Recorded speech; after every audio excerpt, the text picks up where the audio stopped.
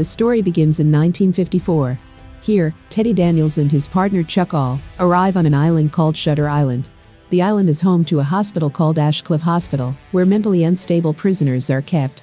Teddy Daniels is highly skilled in his work, as he had previously fought in a great war and saved many lives. They meet Dr. John Colley upon their arrival, as they have come to investigate a case. A patient named Rachel Solando suddenly disappeared from her room. They want to find out how she vanished from her locked room, with the window bars still intact. Dr. Colley informs them that Rachel Solando drowned her 3 children in the lake behind her house.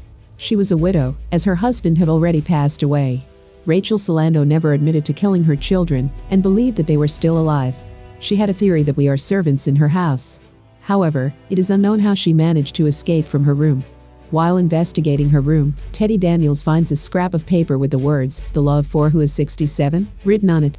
No one knows what Rachel Solando meant by writing that on the paper.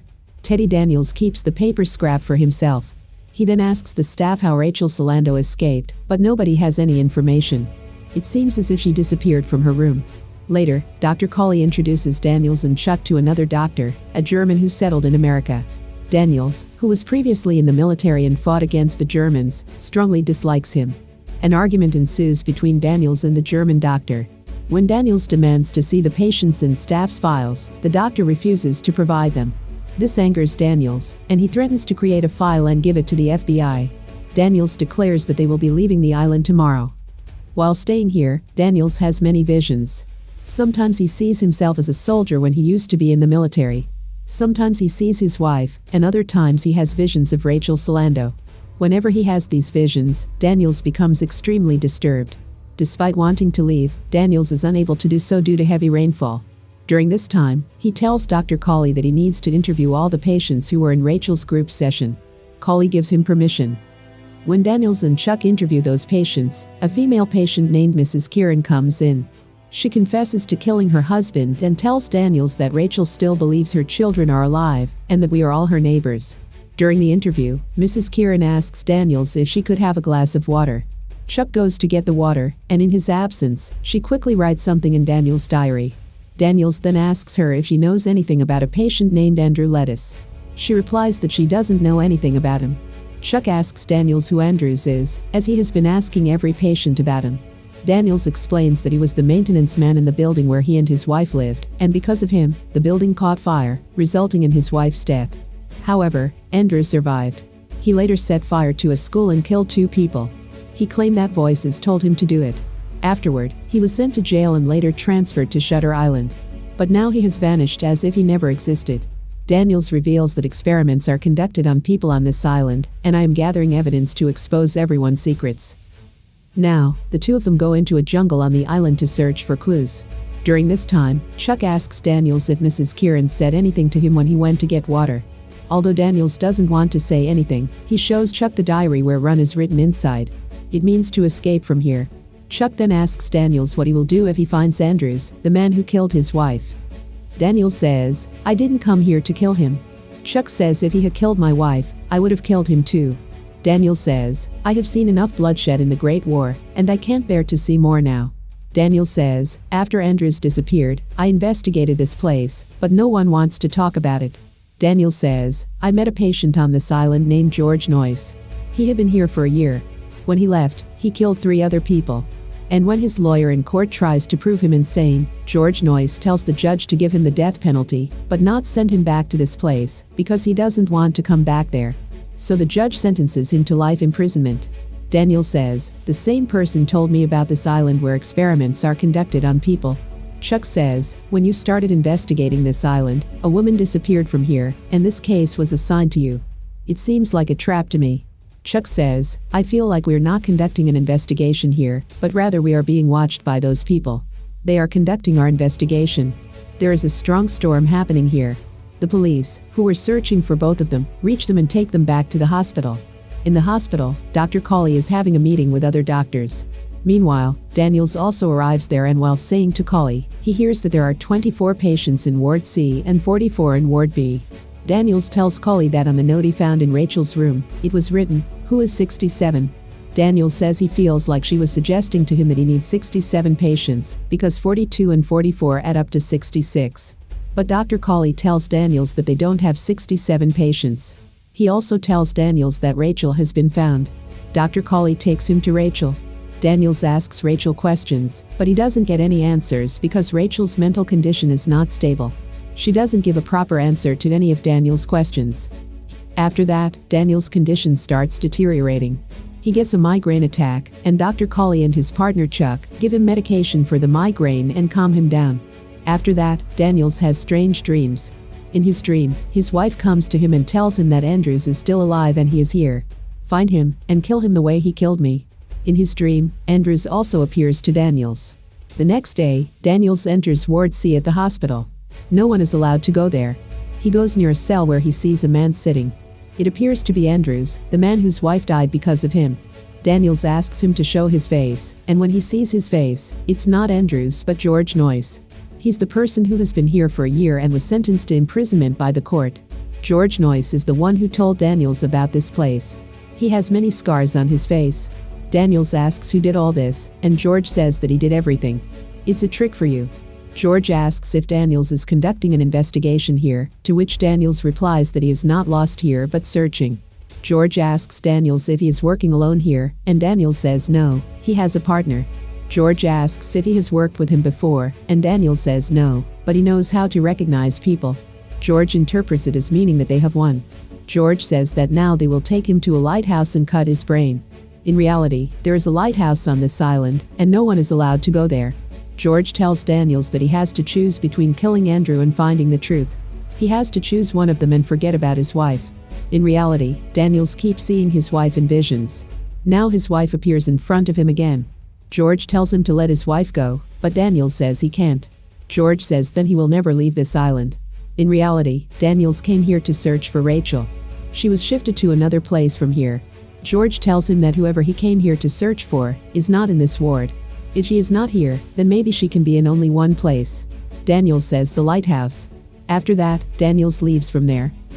The next day, Daniels goes towards the lighthouse with his friend Chuck. They reach the cliffs, and Chuck says they can't go further because it's getting dark. Chuck also shows Daniels a farm. He tells Daniels that there is no information about 67 patients on this farm, but there are exactly 67 patients here. Chuck doesn't want to go ahead, but Daniels says he has to go further. He leaves Chuck there and goes ahead. But when Daniels reached there, he found no path. Chuck wasn't there when Daniels returned. But when Daniels looks down from the cliff, he sees Chuck's body there. Daniels climbs down the cliff with great difficulty. But before he reaches the bottom, Chuck's body has disappeared into the flowing water. After that, he sees a cave where light is coming from inside. When Daniels enters the cave, he sees a woman there. Daniels asks her if she is Rachel because she is not the woman who was introduced to Daniels in the hospital as Rachel. She is someone else. She says she was never a patient in the hospital, in fact, she was a doctor. She also tells Daniels about lobotomy, which is a surgery of the brain in which some nerves of the brain are cut, resulting in the elimination of many emotions, memories, etc. And because of that, a person also forgets their intelligence. Rachel tells Daniels that at that lighthouse, this brain surgery takes place. But when I raised my voice against it, they declared me insane, but I am not insane. After that, both of them spend the night in the same cave. In the morning, Rachel tells Daniels that now he has to leave from here. If you don't leave, those people will search for you and catch me along with you. Before leaving, Daniels asks Rachel, my friend Chuck, have you seen him? She tells Daniels that he had no friends, and then Daniels leaves and reaches the hospital. After reaching the hospital, he meets Dr. Colley. He tells Daniels that Rachel has been found, so your job here is done, and you should leave now. Daniels says, okay, I have found all the information I needed here. Now we will leave from here. Dr. Colley asks, what do you mean by we? Daniels says, now that you have asked, let me ask you, have you seen my friend Chuck? Dr. Colley says, you came here alone, and there was no one with you.